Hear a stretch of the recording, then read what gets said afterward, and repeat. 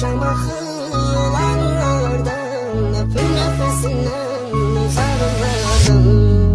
Yayılıb aləmə fəryadım harayım, bir ümidim olsun hər zaman arayım. Oxşayım telini saçına darayım, öpüm şirin şirin yanaqlardan. Nə bilsin ağlamaq çarəmi, həllimi, öləcəm qalacam bu səncə bəllimi. Şair qadınlısan alın təsəllimi, sətirlərdən varaqlardan.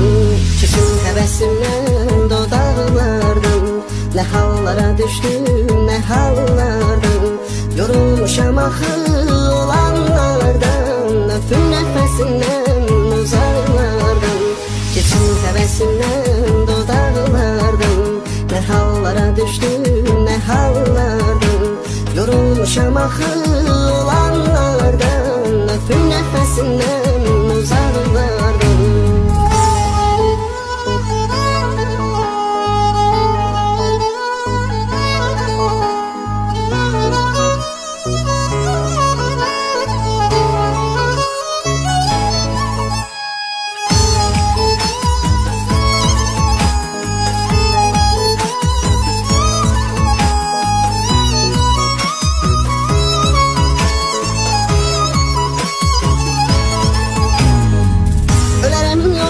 Qırmaram xətrini, adınla bəzədim şeirimin sətrini.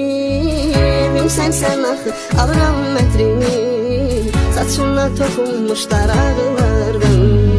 Bir sonra ömrüm mənsiz sən tək necə qaldın, ölüm qollarında sən qəlbimə doldun. Vazgeçilməz oldun sən, nə doğma oldun, həyatıma gəlmiş qonaqlardan. Küçün həvəsimdən dodaqlardan, nə hallara düşdüm, nə hallardan. Yorulmuşam axı olanlardan, öpür nəfəsindən uzaqlardan. Küçün həvəsimdən dodaqlardan, nə hallara düşdüm, nə hallardan.